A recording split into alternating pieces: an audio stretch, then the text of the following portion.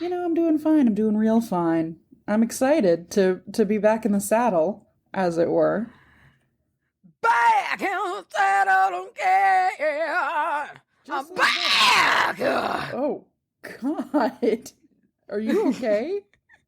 That actually felt real good. That came out way more than I expected, and I feel like I shook something loose when I did it. So I feel like good. you blew out your fucking butthole ring. Oh, no. Living good. Living better now, actually. Okay, cool. Loosen it up.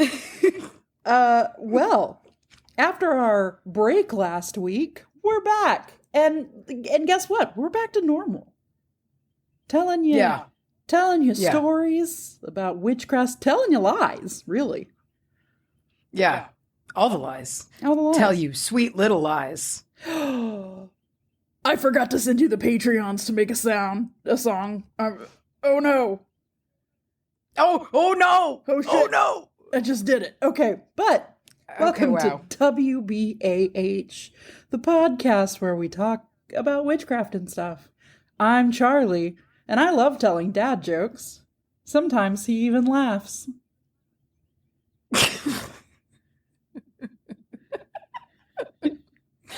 I'm really sad that it took me. There was a delay there for me to fully get that joke. There was a pregnant pause. Yeah, I had to get the layers of dad. Layers of Dad is a band. Anyway, this is my cousin Macy. Yeah, man, you caught me off guard. I forgot that we do this sometimes, not with any sort of regularity. Nope. That can make it something easy for me to plan for or work around. Really love to just kind of come at you with it. Yeah. And my name is Macy, and as a person, that does not work well for me. Oh, yeah. That's true. Yeah, there you go. You just get a fact. You don't get a funny. You get a fact. Sometimes you get a funny. Sometimes you get a fact. But you know what's not funny and is a fact? Whoa. I was trying to segue into what our topics are going to be, but I don't know if I want to just boldly say it's not funny or that it's fact. But what are we talking about today? So I'm talking to you today about birch trees. Ooh, I love a birch tree. It's my favorite tree, and it's my favorite tree in Minecraft. They're real pretty. Never seen a birch grove in person, I don't think. I'd like to, or at least not like the white ones, like the ones that you know. But there's other birches that don't look like that, but it's like I've never seen one of the fancy Thomas Kincaid birches, never seen one of those. Kincaid. Wow. Yeah, man. Oh my goodness. I'm going to talk to you about spring cleaning. Sorry, Southern Hemisphere. Ooh, yeah. That's good. Who are you? Do, do, do, do. Man, I'm excited for that. That's a good one. It's a good one. You know what else is a good one? Our Patreon shout-out segment, where we say thank you to our patrons. Which, by the way, guys, if you are interested, Farmer Wants a Wife is coming up to its conclusion. Y'all, if you're someone who wants to binge listen, we're about to be wrapping. Yep. And if you just happen to want to listen to the whirlwind, our take on this first season of Farmer Wants a Wife, it's over there waiting for you. $5 a month. Waiting for you. And we've already decided what our second season of Simp Cap is going to be. Hit them with that info. Yeah, man. So, no, maybe you weren't into Farmer Wants a Wife. You were like, the reality TV thing. That's not for me. And that's fine. Yeah. But I know some of y'all like Bridgerton. I know that it's got deep hooks in some of you. Oh, yeah. So we are covering this hot and fresh. It's coming out on May 4th, so it will be coming out a bit before we get to it. There's going to be a little bit of a gap there, so maybe you can kind of form your own opinions, and we can when we do Simp Cap, we're into it. We're into the folds of this content.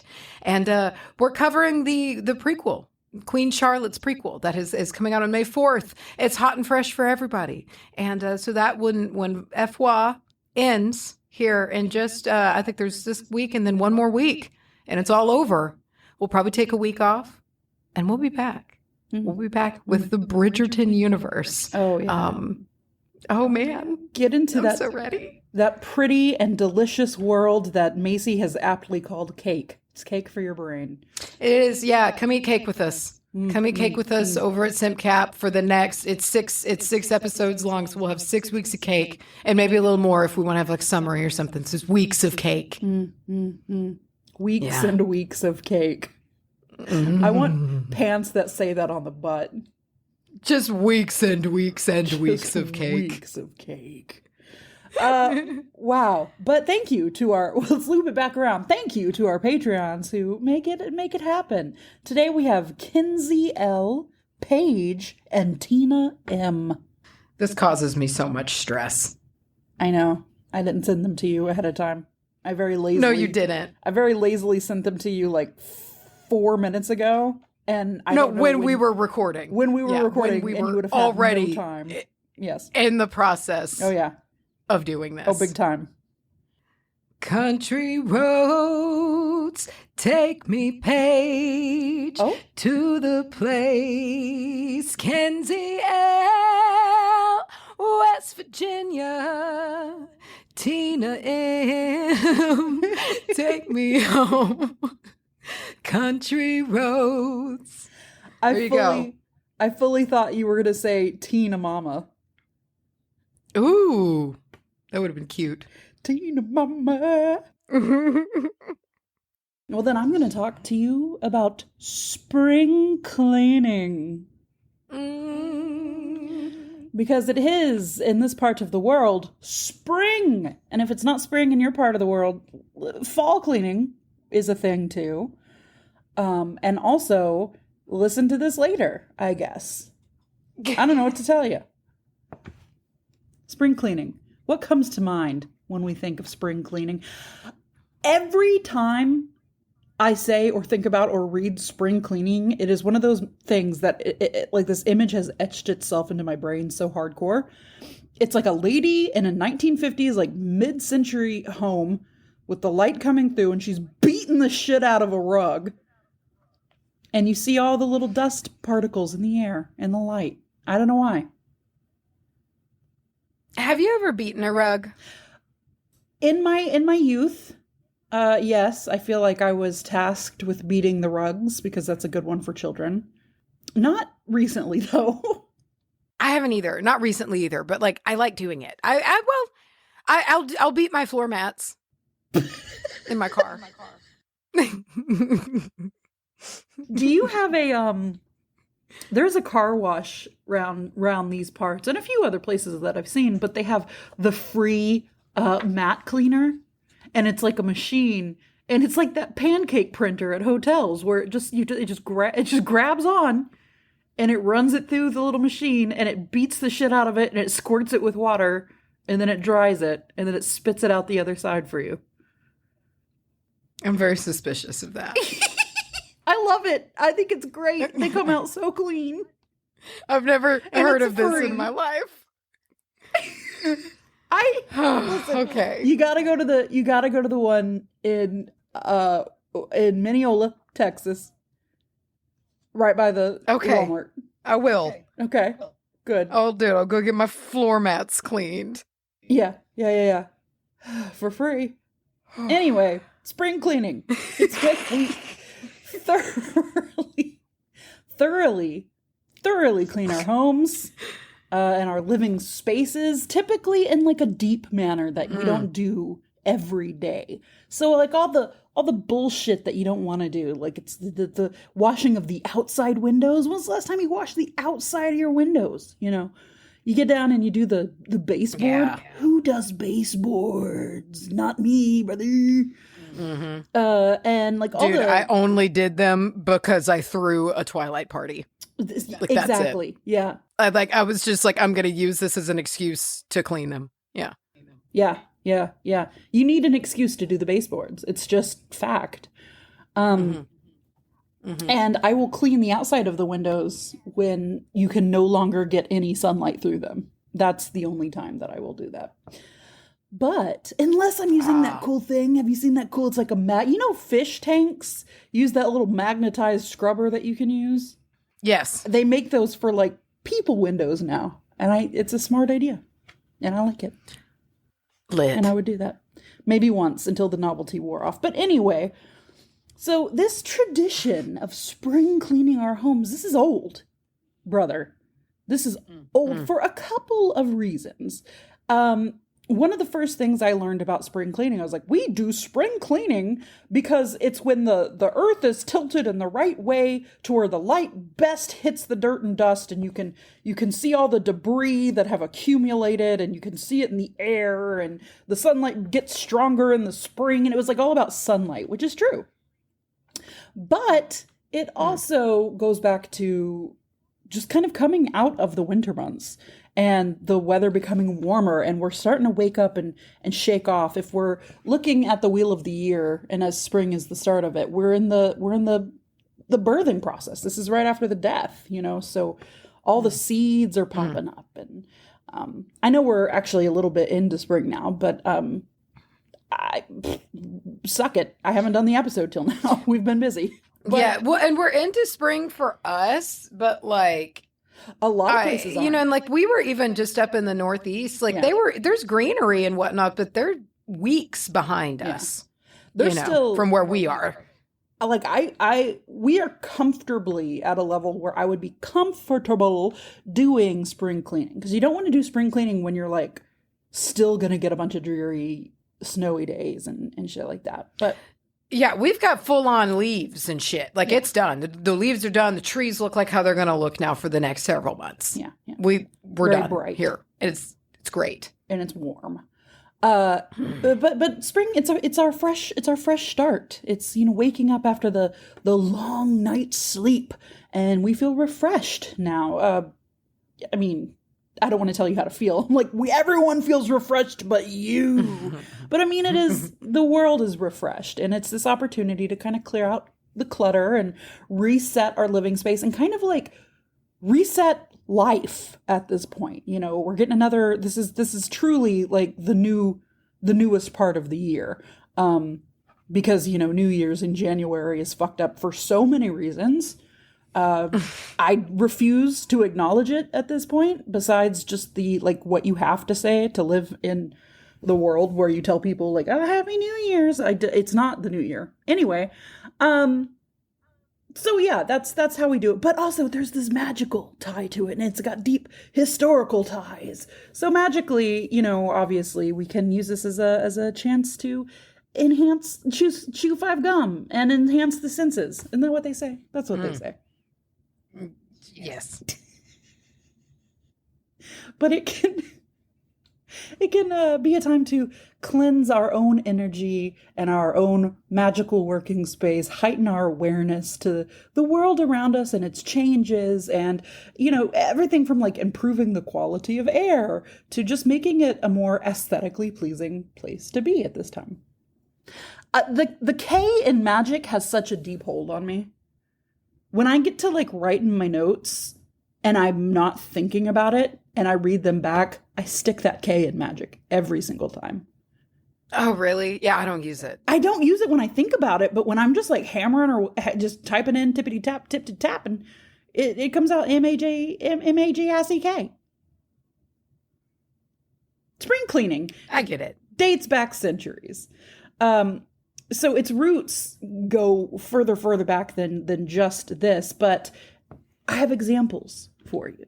Okay. So in ancient Persia, there was the festival of, now excuse me, I won't do it correctly, Nowruz? Anyway, it marked the beginning of the Persian New Year, and it was the time for deep cleaning and decluttering around the home. And this was believed to be passed down even further back from the, now excuse me again, Zoroastrian religion, which had it like really highly held cleanliness and like purity and keeping things clean. It's very sort of the roots of cleanliness is next to godliness, if you will. Let's see. In other cultures and civilizations, we have the spring is the time of renewal after the death. It's rebirth, and it's really important to look at what's going on in the natural world around us, such as in ancient Egypt. The festival of Opet was held to mark the arrival of spring. So during this time, the pharaoh and his little, what do you call the pharaohs? His flunkies? The people with the pharaoh? I don't know. They would... Okay.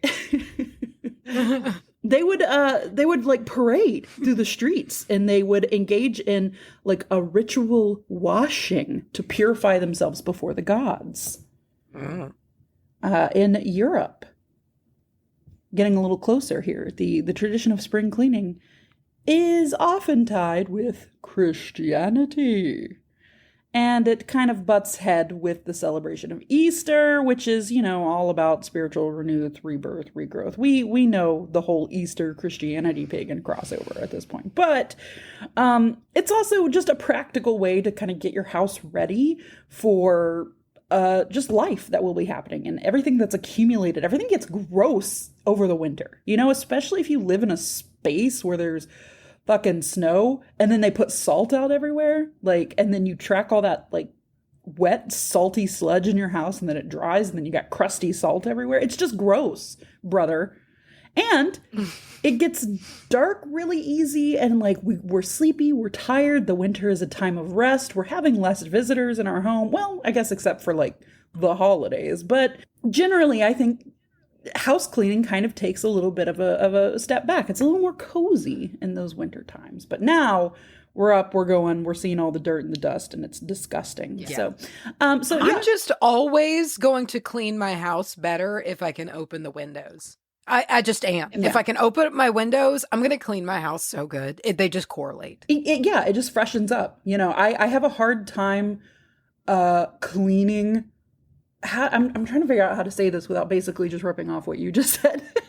But I have a hard time cleaning when I don't get to visualize it leaving, and I have a hard time. Yeah. It's just very stagnant times in the winter. Where does the dust go? I need to at least feel like the dust is going somewhere.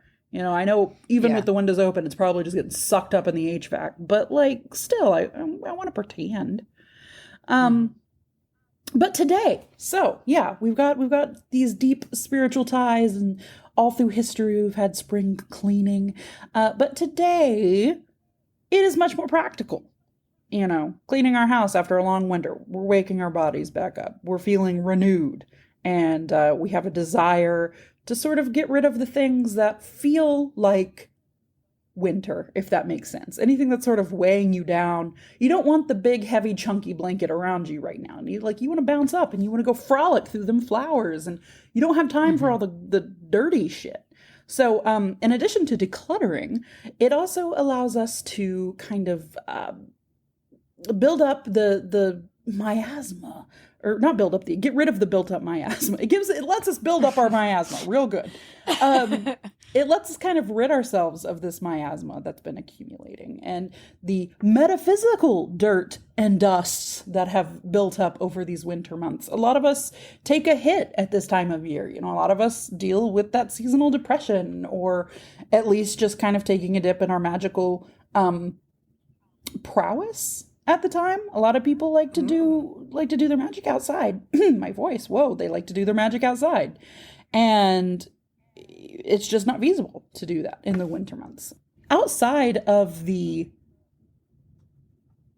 mundane and the metaphysical, there's also this very emotional tie that we have to cleaning, and spring cleaning in particular. So, how does the saying go? The home reflects what's in the mind, or our space reflects our mental state. There's some kind of cute little saying. Yeah. I forget. But basically, clutter and disorganization can contribute to our feelings of stress and anxiety. And when things are clean and organized, or even when you just rearrange the room, you get that hit of, I don't know, fucking dopamine. I'm not a scientist, but well, I mean, yeah, you can.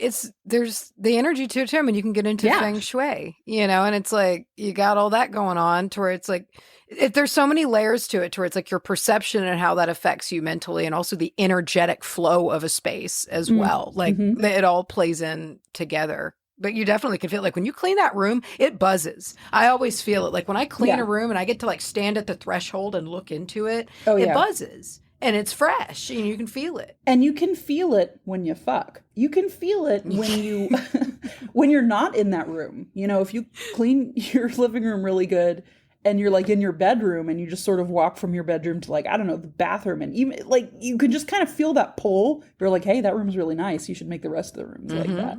And it kind of spreads. It's a good little happy thing that you're like, hey, look how good this was. I want to do this to the kitchen now. Whether or not it actually happens. I just kind of rode that wave actually a little bit right before we started recording. So we had a juniper tree die in a storm, or a tree fell on. I don't remember. We've had a lot of big storms, and it knocks trees down. It's just the way of it. And so I had a whole bunch of juniper boughs, and I was like, well, I'll make a whole bunch more bundles because I haven't had those in a while, and so I made big ones, dude. They're big. Hell yeah. Huge. And they're ready. And so I had one outside, and I had used it already, but the plate was outside, and I was like, I'll just, before we record, I'll smoke cleanse myself, just kind of just do a little quick little smoke cleanse, and then I did it, and I was like, well, I need to carry this plate inside, and then I carried it inside, and the plate was smoking, and I was like, well, I mean, I'm already here, and I'm already holding this plate with this smoking juniper on it. I'll just crack a few windows open. It's not a big deal. I smoke cleansed the entire house, like the entire house by the time it was over with. And it just kind of compounded. And I think because I didn't make it a grand affair, I just rode on the cleaning energy that's going on right now. And was like, oh, let me just cleanse myself before we record. You know what? I got time. What do we got? We got like 30 minutes. I can do that. I'll just smoke cleanse the house real quick. It's a big deal. And I just wrote it, and it was really nice. And now I'm in a nice smoke cleanse space. I think that some of my best cleaning, whether it be metaphysical or mundane, gets done in that way. Like the time that you are like, okay, today's my cleaning day. I'm going to spend all day cleaning. It's like more of a struggle to get that done than the day where you had no fucking plans and it started with washing one dish. And then you're just suddenly like, you're in it. Maybe it's just a manic spell, but either way, the house is getting clean. But this, I just think it's easier to do shit when you're in the mood to do it, like that. And that was what it was. Like, I was like, you know what? I'm in the mood. I've kind of been doing a little bit more magic lately because springtime is my time. I mean, I love it. Exactly. And it just unfolded. It just did its thing because I wanted to. And that's always easier. Well, and I mean, exactly like you just said, springtime is when a lot of people kind of start to wake up and feel it again. Even people who really like the winter, such as, like I've been on record. I don't know if you've heard, I like the winter. The beginning of it is still a lot more like, ooh, yeah, let's get into it. Let's do all this Samhain magic, and then we'll do like, or we'll get it, ooh. But by the end of winter, even I'm like, okay, I need something to stir. Something's got to stir. Yes. And that's what it is. Spring kind of comes around, and especially when we get this cleaning done, it will enhance our senses, as I said earlier, the 5 gum. Remember when I made that remark? I said that already. I do remember it. It's like when those people eat York patties and they come. Yeah, they get the goosebumps and their eyes get real tight and they come. Yeah. Yeah. And their slogan is like what? Peppermint patty, come. What is it?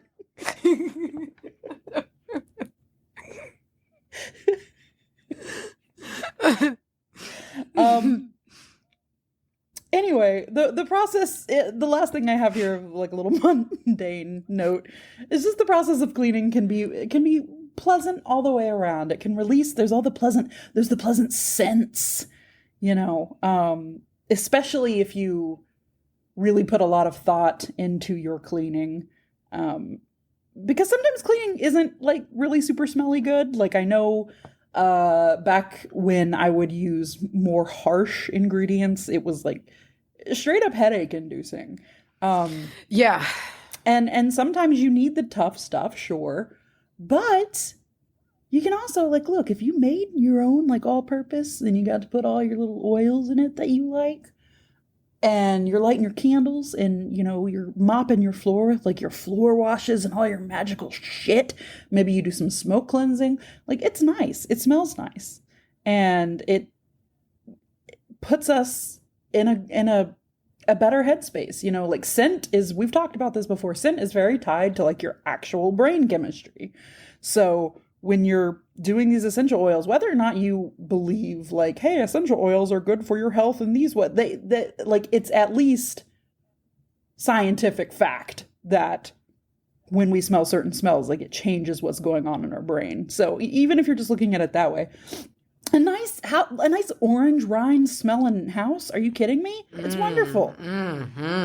Visually, it creates a more pleasing space to live in, making it easier to become inspired, to do magic, to breathe easier, and just kind of move around and get shaken. Shake your little, hell yeah, get your tits out. Oh, yeah. Get them out. Sun's out, tits out. Sun's out, tits out. That's the saying. Yeah. Yeah, it's the one. So, magically and energetically. Cleanse yourself all in spring. Cleanse yourself magically, energetically as well, not just your home. It can improve your life in many ways, okay? Listen, here's the ways. It can remove negative energy. Cleanse away that negative energy. It's going to leave you lighter, more energized, feeling peaceful. Increase. Now that you've removed the negative shit, you want to increase your positivity. All right? So you make space. You make the space by getting rid of the negative. Then you bring in the positive. So you can set your intention. Do you want to be more confident? Do you want to be more motivated? Do you just want to feel better and more optimistic? Do it. Do those things. Set that intention. Do it then. Do it then. Reduce stress and anxiety. Eliminate. Spring cleaning eliminates stress and anxiety. I mean, yeah, it just knocks it right out of the park. Well, that's not true, but you can create a more peaceful and soothing environment, which will in turn at least alleviate a little bit of the stress. You can use this time to promote healing, whether that be spiritual or mental or whatever. Just sort of releasing this negative shit can help promote that positive energy to flow through. And I almost hate the term positive energy. I feel like it's, you know what I mean? Does that make sense? Positive energy is how it sounds, but there's no other way to put it. Yeah. I know what you mean. You know, yeah, it can. Yeah, it sound a little like just. Yeah, I know what you mean. Like a throwaway woo-woo term or something. I don't know. Yeah.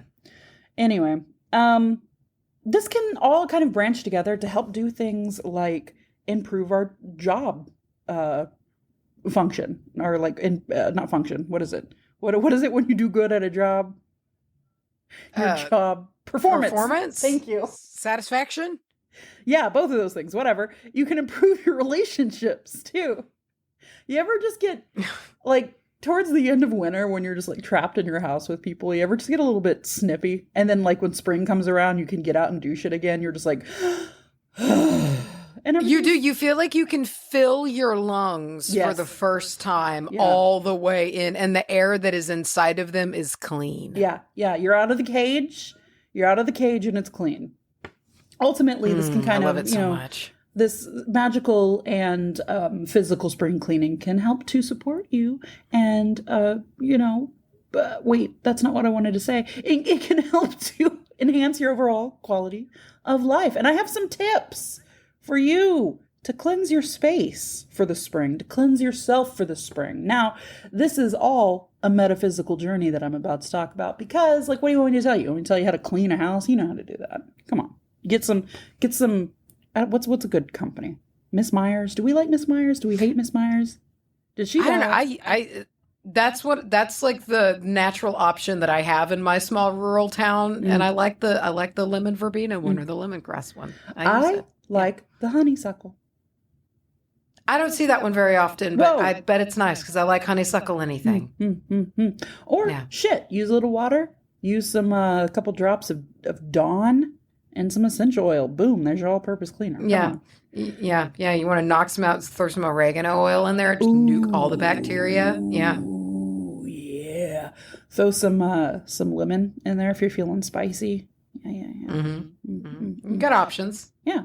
So I usually spice up, even if I have like a little thing of Mrs. Meyer's, I put extra essential oils in there a lot. I put essential oils in a lot of things that I until I kind of ran out of my essential oils, I forgot like how much I do with them.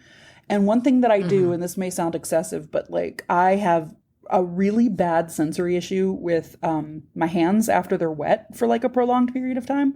I've talked about it before. And I found that lotion's the only thing that can even help a little bit with it. So I have lotion like all over the place. And I have put like very specific intentional essential oils into these lotions depending on where they are. Like by my little workstation, it's peppermint and orange because it's like wake you up. That's nice. Make you pumpy. Yeah, sure. Yeah. Yeah, focused. If it's by my bed, it's lav. Obviously, duh. In my bathroom, I had this blend. Oh, what was it called? I forget what was actually in it. It was one of those blends that are like pre-made for you, but it just smelled good and it just made me, it's very self-carry. I think it couldn't have been rose because that's way expensive, but it was like rose-like, flowery, kind of pretty, beautiful. Anyway, here's some tips that you can use to spring clean yourself and your energy. The first one, a big go-to. We got Boyne Oibs, baby. Boyne Oibs. Do you some smoke cleansing. You can do this on your body. You can do this in your environment. Light whatever you're using and waft. Burn the herbs on your body. Burn them on your belly button. Stick your belly button full of herbs and light them. Yeah, nature's bowl. Nature's bowl. Nature's shot glass. On top of that, I want to go further and say sound clearing. Once again, I don't want to discount sound clearing. It is so goddamn perfect. It works so good. It's if you can make sound, if you have a body that can move, it is free. Sound clearing is free. You can do it. Yeah. It's amazing. And if you want to get fancy, you can get like a little bell. Or you can slam two sticks together. Or two you can do probably all kinds of weird things. All sorts of silly little sound clearing things that you could get. Well, I mean, and I don't even want to call this silly because I think they're badass, but like a jaw harp for sound clearing. Oh, hell yeah. We know somebody who does that and it's fucking sick. I love it. I think you did too. We both got cleansed by one, sound cleansed by one. And it was like, amazing. It shook something in my body. I feel like my Appalachian ancestors, I said Appalachian weird, my Appalachian ancestors were vibrating at that point. Yes. Feel it. Feel the roots. But like we were talking about earlier, how that room, how when you change it, when you clean it, when you reorganize it, whatever, how it just has that buzz to it. This is one of the things that I like to point people towards. And we've said this so many fucking times. And I always like to I've said that a lot this episode. It's like, I've said this before, but like, I don't want people to be like, they talk about the same thing too much. Fuck you, first of all. Second of all, sound cleanse your house. Because that's what I like to point people to, that to like show them the very real physical feeling that you get from stuff like this. When you go into a room and you clap, up in the corner is usually where I'm like clapping anyways. It's when it's muted and like dull, then you do some sound clearing and all of a sudden it rings clear. That it's wild to me to this day. It is still such a wild, tangible piece of evidence for witchcraft to me. But yeah, do you if you want to get aggressive with it, maybe you've got your little high tingly ting ting ting ting ting bells to bring in a cute little boo, cute, it's cute and sweet and everybody's happy. But like maybe you want to get aggressive. Just fucking scream. Point. Yeah, yell it. Tell it to go, leave. Get out. I'm tired of it. Get out. Yeah. I've had enough of you being in my space. Get out. Point your diaphragm. And sometimes you could just get on a good get out chain. Oh, yeah. Oh, my God. Yeah. It's great. Let your throat really shake it out. Like, you'll feel it. Yeah. And then you can come through with your little cute tingly ting bell and, like, bring all the good shit in. A bath ritual. Macy, you know about those. I've heard you like a bath. I had one yesterday. Yeah, dude.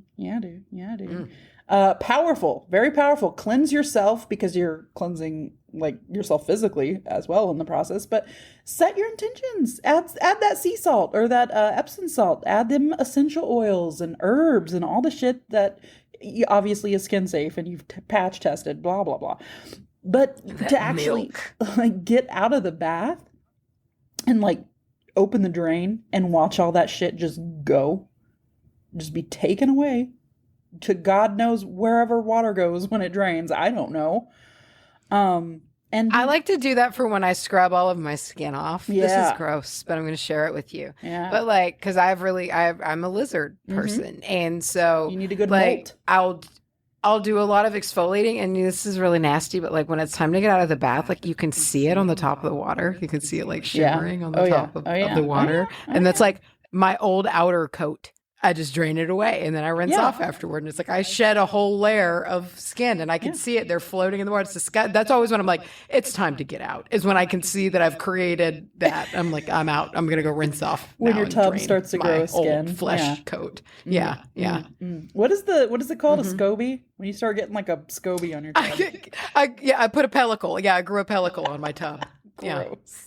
Yeah, which interesting. You say that. I'm back in, dude. I've got a new pellicle growing right now. Yeah, under my cabinet. It's a thin sheet. Gross. But it's gonna be big and it's gonna be gross, and I can't wait to run it through my fingers. Does it feel like a dolphin? I've never touched one. I don't know. You've never touched your SCOBY? I've never touched a dolphin, my guy. The one that makes more sense of the two. I've never touched a dolphin either. Why was it more believable for me to have done that than to have touched my stuff?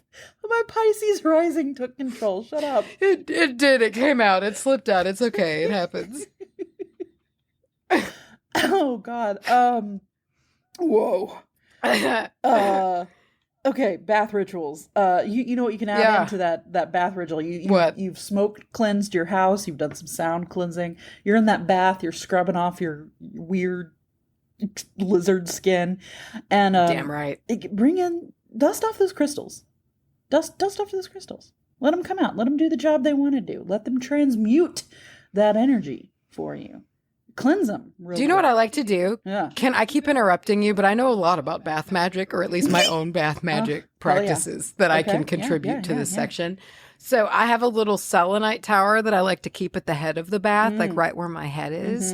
And then I like to I have this cute little carved, I believe it was already artisanal. It's a little carved, like mahogany or a golden obsidian little figure. Sick. And I keep that at the feet. Yeah. And so it's like I've got that at the foot and the selenite at the head, and I just feel like it really works for me. Just really fucking cycles through. Yeah.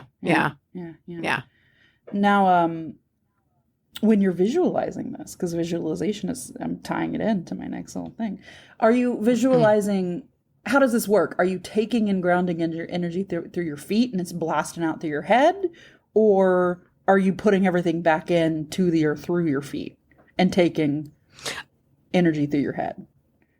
I just kind of see it as creating a space of perfect balance that I just get to be in for a little while and calibrate myself to.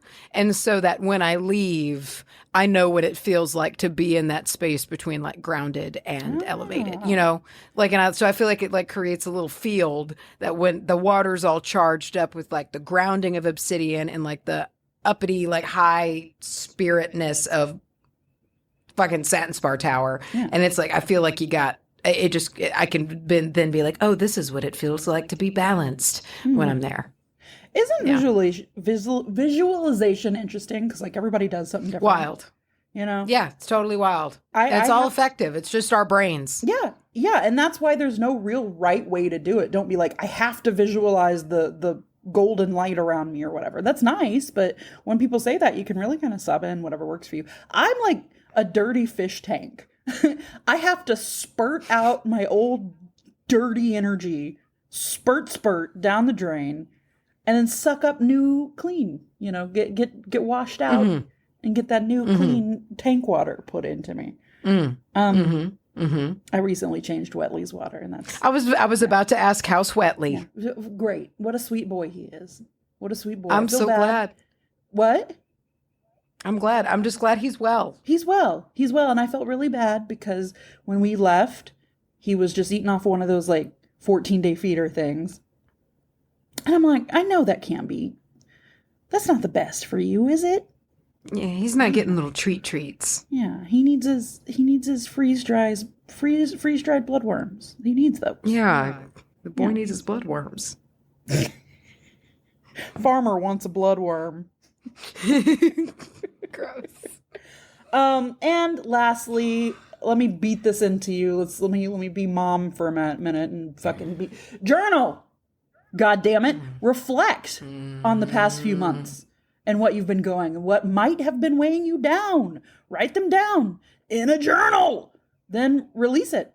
Burn it. Tear it up. Flush it. Throw it away. I don't give a shit. And then make a new page. And you can put like your hopes and your dreams, or you could just be grateful for like what feels good. I'm grateful that it's getting warm out. I'm grateful that this, that, and the other, you know. You can make a to-do list and kind of manifest like, hey, everything on this is not just a to-do list. I'm manifesting that these things will get done and easily, and it won't be stressful. But yeah, that's just a few little magical with a K practices that you can use to spring clean yourself. Spring clean the inside of your brain. Spring cleaning. Doing it to ya. Okay. I feel like I learned a thing or two about the spring your cleaning. Holes. And we know you got a lot of holes. Clean out your holes. Clean out your holes, just in general. It's good practice. Or don't. Whatever, man. I mean, if they need cleaning, you might want to clean them. Yeah. I mean, or whatever. I mean, I guess. I mean, I'm not your mom. I don't know. I guess. But you know what?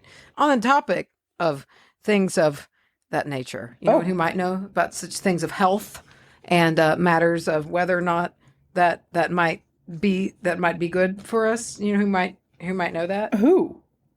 Hold on. Oh, the suspense. I'm feeling a little. Oh strange. No! Oh shit! Birch trees.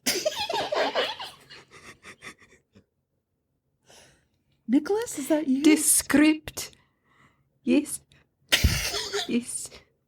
'Tis me. Okay, tell me what you have to say. Your wisdom. Tell me. This grows a goodly tall, straight tree. Goodly. Fraught with many boughs and slender branches bending downward. Mm-hmm. It usually grows in woods. You're sounding real frail these days, Nicholas. It is a tree of Venus. The juice of the leaves while they are young, or distilled water of them, or the water that comes from the tree being bored with an auger and distilled afterwards. Any of these drank for some days together is available to break the stone in the kidneys and bladder, and is good also to wash sore mouths. Oh, man, I feel really lightheaded. Are you all right? What's the matter? We were visited by Nicholas. Ah, damn it, really? He channeled. And listen, he had some real weird shit to say. Really? Yeah. And damn. God, he just sounded like on death's door, man. He is a specter. Yeah. It's a lot of energy for him to... frail wisp of a specter. Yeah. For some days. For some days. For some. How many, Nicholas? You'll figure it out. Or you'll die. Or you'll figure it out when you pass that kidney stone through your dick. Oh my God. You'll be like, I guess it's been some days. It's been some days. So birch trees. Good. What are they? They are deciduous hardwood trees. Whoa. And they belong to the genus Betula, which sounds lit to me. Yeah, Betula, like Dracula, but Betula. Whoa. But also like batch, you're right. And they're in the family Betulaceae, which is also fun. Love that. And with this grouping, you get alders, hazels, and a grouping of plants/trees, I guess trees probably that I wasn't aware of, called hornbeams. And I like that a lot. That's cute. So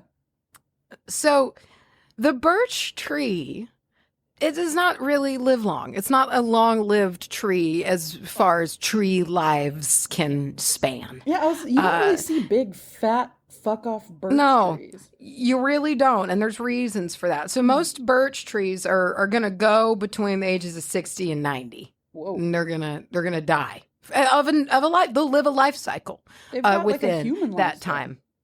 They do, and they're also only of like medium height. They're not very big trees. Generally, they're only going to reach about 80 feet or so. In height, just like a human kind of the height. upper end.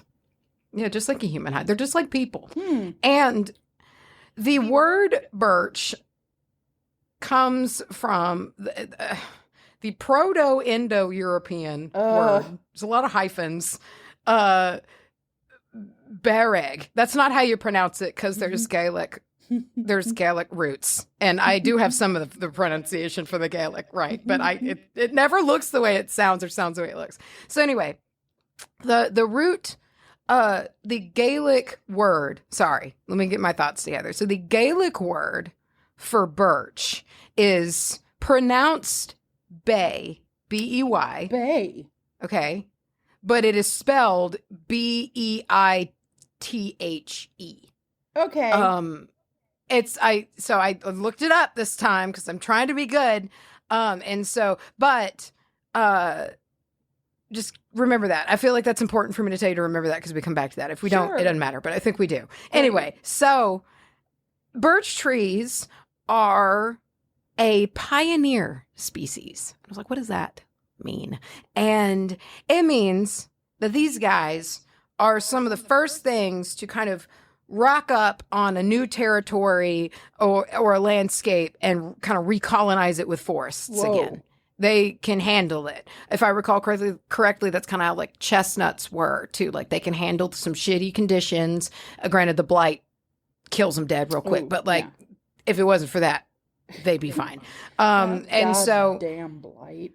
The blight sucks, man. And so, in fact, they did this. The birch trees did just this after the last ice age. So following the glaciers, the birch trees were like kind of coming behind it and seeding the new forests, like spreading along, creating new forestry. And the birch tree is pretty distinctive to look at least the recognizable species with the pale bark. So it's a very thin, kind of pole-like tree. It's also very pliant, it's kind of graceful, and it's kind of a delicate-looking tree. And we know a lot of these, again, by their distinctive bark, which is oftentimes, for some species, white, very stark white as well. And they're pretty to look at, you know. I would love to see one. Like I've seen the pictures and paintings to where it's like, you know, sometimes it's like in snow and then some like, but like you just see, or like them in fall with like the bright leaves against like the white trunks. And then like they have like the black, like knot edges kind of all slow, like striped across. They're just so pretty. I want to see it so bad. And they look like zebra there's a trees. reason. Yeah, they do. They do. They look like zebras. And there's a reason that we don't have the white barked birch trees. We do have, there is like some birch trees that are in the South, and there's some like in Texas. They're brown, but they are not like, you know, what you think of when you think of birch tree, like in the decorative or like the, you know, like the pretty sense. Like you see like birch tree branches for like fucking vases and what is that? What's the word? Floral design. I can't think of words. That. Anyway, we don't really have those down here for a reason that's kind of like counterintuitive. So like bear with me on here. They have the white bark up north to reflect the heat from them because they don't want to warm up in the cold weather seasons. Oh. So the reason for this is their internal structure makes it so that temperature fluctuations from extreme cold to even just to warm and back again can be too much. And eventually over time, they'll just deteriorate from the inside out. So if they're cold, like they are up north in a cold winter, they just need to stay cold until it's time to not be cold anymore. And so that white bark makes it so that like the light from the sun and just heat is more likely to reflect. They'll be cooler than they would be otherwise. Listen, I respect it. It was like when I first read it, I was like, what? But then I was like, okay, that makes sense. But it is kind of like, oh, okay, it's a little backwards, but sure. Right. The two types of birch trees that most people recognize are the paper birch and the silver birch. And the paper birch tree is aptly named because when it reaches maturity, its bark is white at that point, and it kind of peels off in these cool sheets. Weird. You know, like it really comes off, and they seem to shed pretty often, but it seems like they need to get to that point though. Like if you just like go and like pull all the stuff off when it's not ready, you'll fuck them up. But it's like, I mean, when they're ready, you can like pull it off, and it's like, yeah, I would love to do it. Don't pull off anything before something's ready. Before it's ready to be pulled off, yeah. And these trees generally only live 60 or so years, the paper birch trees, while they're cold hardy, they're not the hardiest when it comes to being susceptible to like insects, such as like there's one, the bronze borer, or funguses, but they're very pretty. And they have some purposes, which we're going to get into. There's also the silver birch, which doesn't shed its bark like the paper birch. Silver birch. And they also have the bright white trunks, and they have kind of a shaggier, slightly weepy look, kind of like as the pep said, kind of downcast branches, you know, and the pep. And so they're just very elegant looking trees. In fact, poet S.T. Coleridge called the birch tree the Lady of the Woods. Oh, whoa. Yeah. Isn't that nice? Isn't that nice? Yeah. And when we look at the functions of the birch tree in an ecosystem, we can see intelligence kind of in the design of this being a pioneer species. Like we can just kind of see nature at work, because not only does this tree kind of bring the greenery and the roots to the area, it brings the creatures behind it.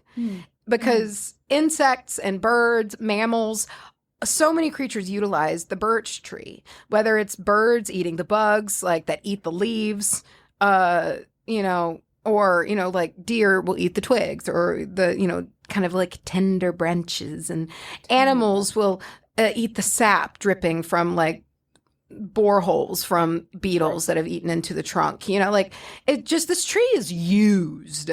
And it's kind of short-lived and it gives all it's got. It reproduces quickly. It's kind of like a crop tree sometimes. It's like where it goes, the creatures do too. It's the giving tree.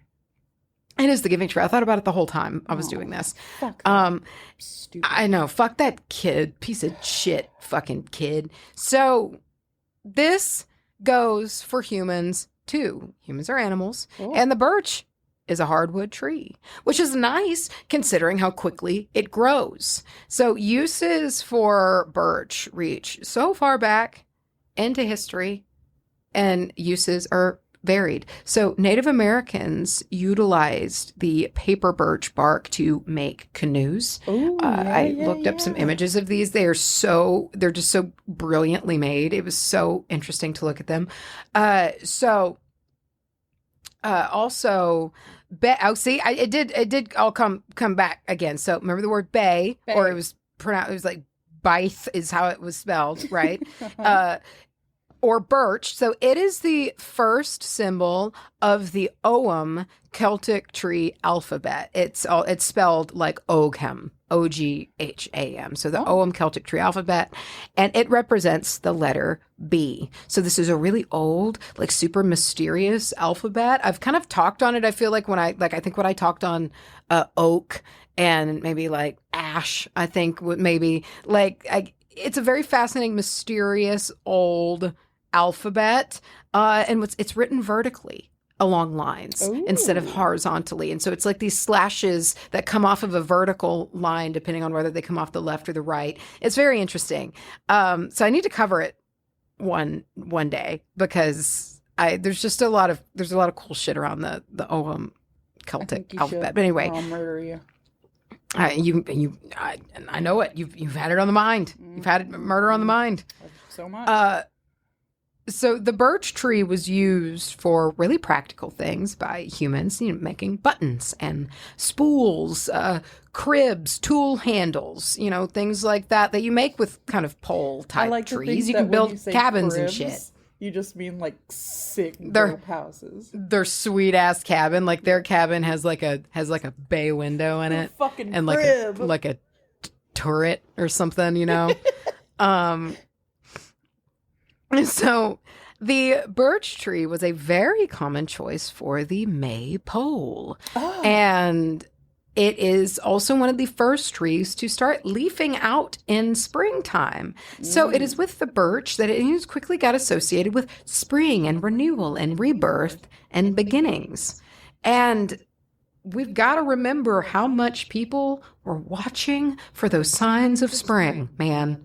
Like, come on, spring. Come on, spring. Like, every day, more was at stake as pantries dwindled more and more. Like, to see those buds starting to appear on trees and leaves starting to appear, like, it meant that, like, a chance is on the horizon, or at least more and more luck each day. Chickens might start laying again, Animals will start moving, crops will start growing, and you have these bright, shining birch trees, just like literally just this beacon of hope putting leaves out so early. Yeah. And it just makes sense, of course, that is seen as this, like, spring beauty, maiden rebirth tree. It's just asking people to go fuck in the woods. It's like, please fuck under my branches. Look at it. It's a beautiful tree. And you got Beltane ties, of course, and that makes sense. But also Samhain ties, which is really interesting, but it also makes sense. So Samhain is kind of like the Celtic New Year.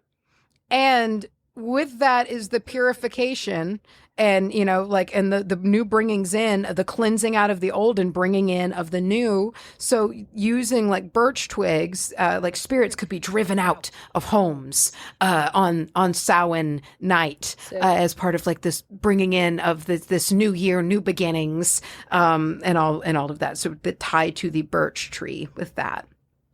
And with the spring tie, you get love and fertility ties as well. You have ties to Frigga and Freya. And here we go. So those could be used as like offerings or symbolisms for them if you choose to work with them. In the Scottish Highlands, there is like no part of the birch tree that was going to waste. at all. In fact, the word, that Gaelic word bay, like it's all over the place. It's like on the map, like it's, crossing and river and, that word is put in all sorts of places and names of territories and areas. Like it's just, the birch tree is clearly important and part of the landscape. And I have an excerpt for you that talks about all of the things that were done with the birch tree. So J.C. Loudon, in his work, The Encyclopedia of Trees and Shrubs, written in 1842, wrote that the Highlanders of Scotland make everything of it. And then he listed all of the shit that they would use it for, like household and like just kind of like all the things that you would use it for. So basically, like, here's just a quote from this book. The branches are employed as fuel in the distillation of whiskey. The spray, or like the boughs, is used for smoking hams and herrings, for which last purpose it is preferred for every other kind of wood. So he's like, that's the best. It's what they wanted. People use the bark for tanning leather, and sometimes when dried and twisted into a rope instead of candles. So they would dry up the bark and like use that instead of candles. The spray was used for thatching houses and also for sleeping on when the heather was scarce. The sap could be tapped as it rises in spring and fermented to make birch wine, a process still practiced in the Highlands today. Of old, the Druids made the sap into a cordial to celebrate the spring equinox. Give me some birch sap cordial, Druids, please. Like, this is what was chased out. These were the snakes they chased out, was fucking Druids celebrating the equinox by home brewing some birch wine, dude. Fuck St. Patrick's Day. Yeah. This is ridiculous. Like, I read that and I was like, man, that sounds so nice. Want the birch wine right now, please. Give me cordial? Oh my goodness. Ugh. Anyway, so as the PEP said, there are, it seems, medicinal uses here in urinary issues. Yeah, if you drink I think I read that part. Days. I didn't. Some days, including like urinary tract infections or cystitis. So I thought that was interesting. I don't know how many to do. I don't know anything really about it. Just sort of shove a bunch of leaves in your mouth to help with my bladder. Yeah. And but there you go. And with the birch tree, we can kind of see this spirit of exploration. And also one kind of generosity to do too. Like, the birch tree lives a somewhat hard and fast life as trees go. And in mere decades, one can sprout and die and live a full life cycle, all the while giving its bark, its leaves, its sap, and more to the creatures around it. Everything. And it's this really. Everything. And it is this beacon of just kind of promise, this bright, shining tree. And where it shines, even if it's the first to shine in a new place, things will follow it. And that's just kind of the way that it works. And here we kind of have an unexpected, kind of unintentional leader with the birch tree.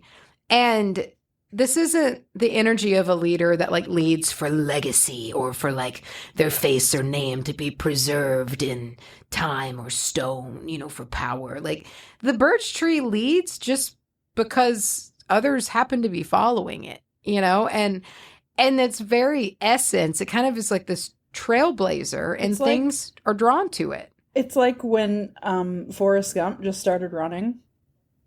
Yeah, and people just follow him. Yeah.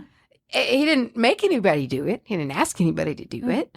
And that's kind of like what's going on here. It's this like humble leadership, and it's not boasted or like thrust upon others. It's just an essence that things want to be around, and they therefore are, and they follow. And we wouldn't think that such like this slim and delicate, flexible, short-lived tree would have such maybe immense ecological importance, but it does, you know, because it's like when you walk through the woods, the tree, especially if you're walking through like an established forest, the trees that you're going to pay attention to, you're going to probably have your eye out for them big guys, just because it's amazing to see a tree so old and great, you know, a grand old tree. Yeah. And with the birch, you don't really get that. But with them, you get something else, you know, that they're kind of missed out. And I think it's the trailblazing element of them that is missed because they are so fine and they're not these big, thick, you know, great trees. And, you know, like to where we think about our oaks and our big old sycamores that will live for hundreds of years, you know, like they might wield the most influence in the forest. And especially so when you have like pole trees, you know, like the birch. It's kind of used for shit, you know, tool handles. They're tall and skinny. They don't live very long. They don't show the weight of the years, but they're a tree of new beginnings and of abundance. And they're a tree that helped populate the forest following the Ice Age. And kind of it helps set that scene, and they're still here, which is really cool. And even though they live quickly, they're still here and stood the test of time in their own way. And birch tree and magic can harness the energy of leadership, but by drawing in instead of putting out or even putting down. This is the energy of the trailblazer, and not one that leads with ego or like an iron fist, but leads simply because they're looking forward and others can't help but follow the abundance left behind. And this is almost a form of glamour magic in a way. And I feel like the gleaming white of the trunk really adds to it. They're unmissable. They're highly recognizable, but they're not garish. They're classically beautiful. They're stark, but they're not like screaming at you. They highlight the things around them. And it's just, they're very complementary trees. And there's really good magic with that. And they have thrived in maybe not being the biggest and not being the oldest, but in being just kind of right there in the middle. They live medium lifespan, medium height. They spread quickly, but they have spread far and succeeded. And I think that it's a really interesting thing to think about, because with trees, so often we think about time, you know, the big spans of time. But this makes us think about kind of something else with trees. And it's not that old oak magic. It's like a faster type of magic. And it's more wondrous, I think, almost more youthful in its outlook. It's made to live a life cycle and do so with purpose and be kind of this part of something, to be included and a part of an ecosystem and not like a standalone pillar. It thrives in its inclusion and spread, and it does well not being permanent. It's like its impermanence is where it does well. It reminds me of the pine a little bit in that way. It does. It does remind me of the pine. And they do. They remind me of each other. And I don't know if the pine is a pioneer species too. I would think that it would be. It seems to just kind of pop up anywhere. But it's that pioneer energy, you know, that's kind of what we're working with these types of trees. And there's a lot to that. And it's the fool energy. And I love fool energy. Yeah. Fool energy is the best, man. And I feel like the fool and birch pair together. They really, the meanings really just go so well to me with each other. And I think that they could be used together well, or just kind of in symbolism or paired together, or however in workings, if you're working with that card. They really do. And if you've got birch trees around, and you might, because remember, they're not all white. They don't all look like, you know, the stark white ones. Go give it a stroke and tell it, you know what? You've got it going on. You've got it going on, birch tree. call it a fool, but like tell it you mean it as a compliment. Sexy fool. You sexy fool. It'll know what you mean. Aww.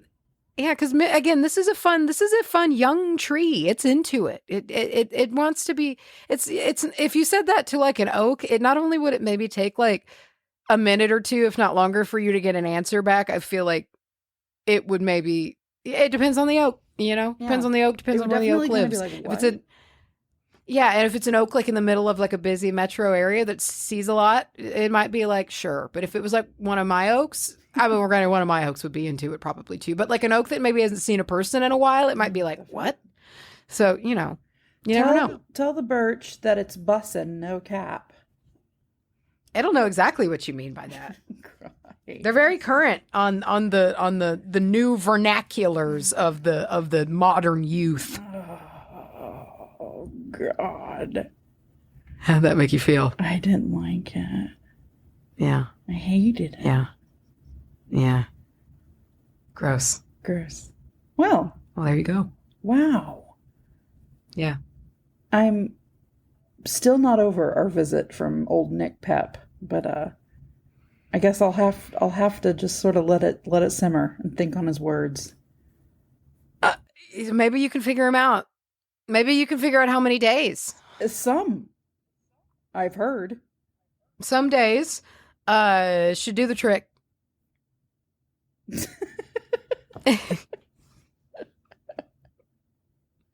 Oh, what else? He had another gym, but I like. Oh, my personal favorite was do I still have that page marked? It cracked me up so much. Let me find it. There was one that was funny, but some days it was so matter of fact. It's like my guy. Yeah, place. It usually grows in woods. Thank you. Nicholas, sometimes I'm convinced Nicholas had no idea what he was talking about. But like I don't know. I don't know. He can really go on some things. I do like that he has the planetary assignments for everything. Everything that immediately has it. Yeah, and his government and virtues section. It's the first thing that he will say. Who basically, like who it's ruled by. Strange. Yeah. What a strange cat. There you go. Yeah. Yeah. Well. Yeah. Yeah. Well, that wraps up our first return to normal episode, I guess. I'm sure that we will at some point talk about the tour and our experiences up there. But we know we've hit you with a couple of missed weeks and silly sods, so we wanted to kind of... You thought we'd give you some substance. Yeah. Sustenance. Let you get some... You learned, like we said at the beginning. Sometimes you get a funny. Yeah. Sometimes you get a fact. That's what we are. We're funny. Funny or fact. We're fact. Mostly funny sometimes, and then even less facts. Yeah. 30% funny, 5% facts. Yeah, and the rest is just noise. It's just wasting your life minute by minute. Laughing. Annoying laughing. Yeah. Well, we'll catch you next time. Please check us out for the wrapping up of Foi over on SimpCap. If these words mean nothing to you, I'm sorry. Let me put it into human. Can't wait. Our secondary podcast, Simply Captivating, Macy and I are breaking down, discussing. We've been through so much over there, you guys. It is a roller coaster of emotions over there. Feel like a cat sitting in a room full of rocking chairs over there. Speckled pup sitting in the shade of a wagon wheel. I mean, guys, there's drama. There is love and loss. There's fucking so much. We've been through so much shit. Yeah. And that is Farmer Wants a Wife. The penultimate episode comes out, tomorrow? Today, I guess, as this comes out. And, when this comes out, it comes out tomorrow. Yeah. Well, it's on Hulu tomorrow. Well, we put an episode out on Thursday. So if this is coming out on Wednesday, it would come out tomorrow. No, because I mean, we would say Farmer Wants a tomorrow, Wife meaning comes out on Thursday. Wednesday. Listen, Yeah. catch up on SimpCap on Thursdays is what we're saying. I'm so ready. 2 more. Yeah, over on patreon.com. And we also have the online coven on Facebook. You know, Facebook at Bitch Hour. I don't know. You'll find all this stuff down where you find it. Come on. Wow. Keep up. What else? There it what is. do you want from me? I feel like you're really plugged into Taurus season. I've been clocking it multiple times this episode. I'm here for it. I am too. It's my favorite. It's my favorite season of the year. It's my Taurus moon. My Taurus moon's really. Kimothy and I were talking about our trip up to the north, and she was like, "Y'all should come get tacos. You know, like make another trip. Come out here." And we were talking about how she's the king of finding food places, right? We kind of start. She's the best I've never had a better. She knows her food, man. Yeah. She is a Taurus, and she said, "Did y'all try a Mexican place while y'all were up north? You know, to see what it was like?" And I said I wanted to. I said I would like, I like to eat all kinds of stuff to compare for the sake of comparison. To which she hit me back with like, I only eat the stuff that I know is good. Or I'll just get mad because of their tacos or barbecue or whatever. And then she goes, I get mad when I eat pulled pork because if it's not North Carolina, if it's anywhere but North Carolina, it's not pulled pork. It's just pork they had in a crock pot and there's no bark and no vinegar. And I'm mad about it. Oh my God. The sweet tea, just stop. And then she just said, wow, it's definitely Taurus season. I can hear that message. I hear it. I'll take a barbecue sandwich just about any time of day at any given moment. I'll take a barbecue sandwich from almost anywhere. They're one of those acceptable foods. They're kind of like the church fundraiser banana bread. You just, you know what? You're going to be like, you're probably safe. Yeah. You take it, you eat it, you don't ask questions, and you'll feel great. No, yeah, we all operate a little bit better under the blissful ignorance of assuming it's a safe thing. Yes. Yeah. Kind of like the tamale trucks that just sort of happen. Or the tamale, the tamale locals, like that's really common here. Like every year when my mom had her hair salons, just people would come in and had fresh made a whole bunch of tamales and be offering to sell a dozen or so tamales. Yeah. And you bet your fucking ass we jumped on it every goddamn time. Oh yeah. Oh yeah. I love like tamale time. You don't ask, you just say yes and you get it and you put the green the green sauce on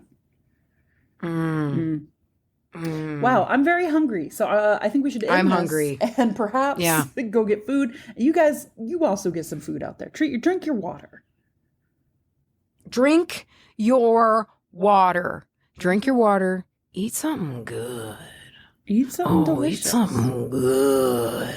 Get in there. Yeah. Roll around in it. Yeah. Get sloppy with it. It's Taurus season. Savor it. Is that the tagline for Taurus season? Get sloppy with it. Get sloppy with it, but then get really clean and neat with it. Yeah. Really make it nice afterwards. Yeah. Get sloppy with it, but like obsessively get nice with it. Goodbye. Goodbye.